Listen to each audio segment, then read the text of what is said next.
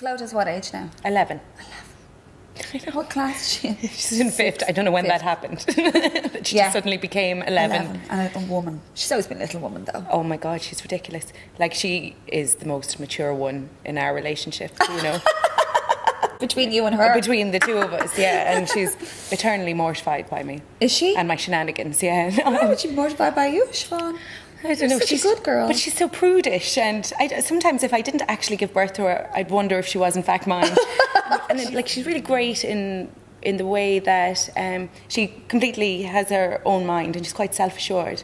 Like, her little friends are all into One Direction, and you know, and she's like, she thinks they're ridiculous, like a ridiculous boy band. Good. But she completely accepts that her friends like them, and that's fine, and she'll go with them to see like the One Direction movie or whatever. But she has her own opinions about it. We lost my mum nearly 7 years ago now. Oh, and really? yeah, I just can't believe that. And I can't believe that. I know, it's mad. Yeah, it's mad. Time's just flying.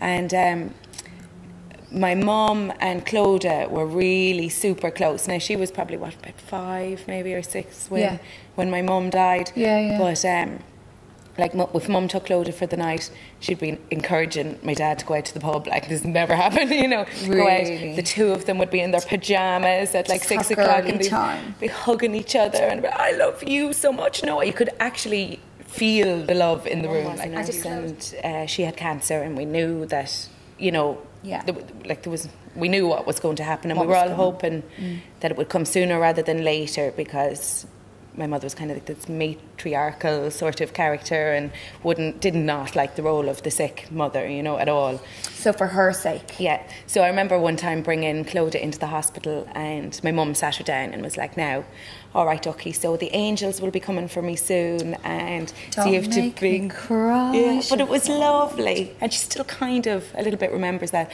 And she's like, the angels will be coming for me, so you have to be a good girl for your mum, and you have to listen to Granda. He mightn't be able to show you how much he loves you the same way. Oh, don't stop. Oh no, maybe I should stop. Hormonal. No, it's beautiful. Because you call her Ducky as well. Is that from your mammy? Yeah. Yeah, lovely. And so here was Clodagh. So like, Nana, are the angels coming with shovels? You know, to dig her up. It was like really funny.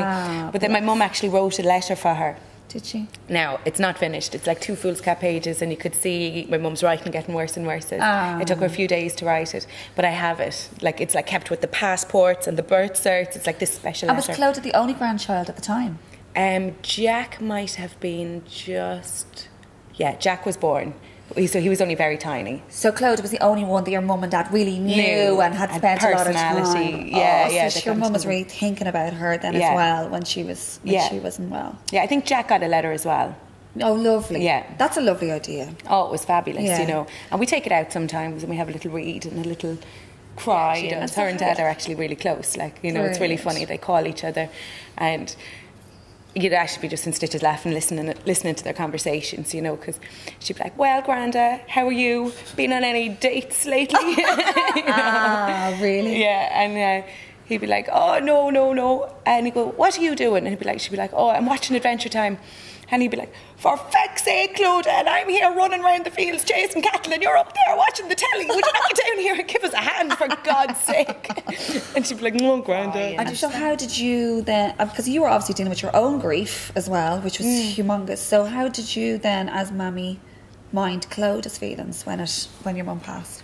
Well, actually, we spoke to the palliative care social worker who had these fabulous books called... I can't even remember what they're called anyway, but they're like children's books about cancer. Yeah. And we read them. We were told not to keep it a secret.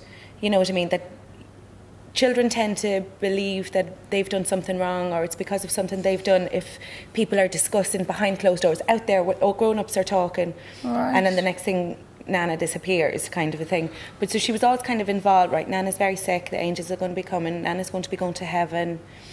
You know, so this makes sense. So it was all very open or whatever. I remember my mum, she was a very sensible sort of a woman, obviously, like arranged everything, her whole funeral, and kind of held our hands through the whole experience. So when the time came, obviously we were devastated.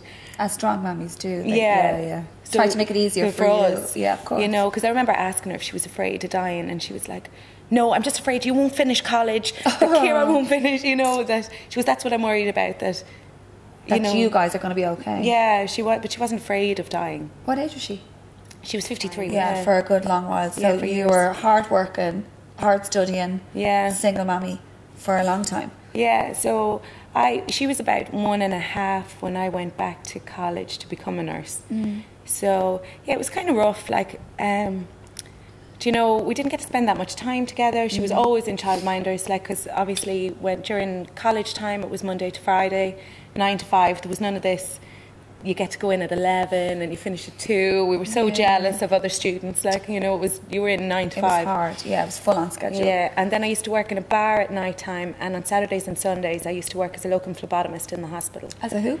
I used to take the bloods. Thank you, I used to go around all the wards and take all the bloods over the weekend. Right. So for extra money? Yeah. I needed to pay the childminders. Yeah. You know, that's basically where all of my money went, you know. I'd say so. So then, but you know, it was worth it, and she knows what it is to study. She's seen me do it kind of all of her life, so she was. That's how haggard I look. Yeah, but I'm saying if I don't wear at least mascara, you know, when it kind of opens your eyes a bit, people always go, "You look very tired." I know. I'm like, I'm fine. It's a 14-hour nap. I'm grand. Just didn't put any makeup on. But are you allowed to wear makeup as a nurse? Or are you not supposed to? Or? Oh yeah, you can wear makeup. You just can't wear nails. You can't have painted nails or fake nails or any fake of that kind eyelashes of stuff. or a weave or you can't be a drag queen nurse. No, it's kind of frowned upon ever so. She wants to be Judge Judy. Does she? Yeah. Does she? She wants to be Judge Judy. She told me one day she'd have to do a stint in the forecourts as a lawyer first, but that she will. Oh, she actually wants her own show. Oh no, she wants to be a judge. Like none of this. But on the TV as well. Not. Or does she just really want to be a judge? She just wants to be a judge. Does she? Yeah. That's amazing. I've never heard of any other little girl wanting that. I know, it's really funny actually, because people ask her all the time, you know, oh, and are you going to be a nurse like your mammy and your nana was? And she said, oh God, couldn't think of anything worse. Oh, it's the most disgusting, vile job on the planet. It is school, but she would have been my driving force if I hadn't had her. Really? I'd be still partying in New York, no doubt. No doubt. I might be there with you. We'd all be still partying in New York if we didn't have kids. You take away my breath, relieve me of my better sense. I fear that I might lose myself in you. And so the story goes the same old way with different foes. Demons knocking at my door with poison fruit held in their claws.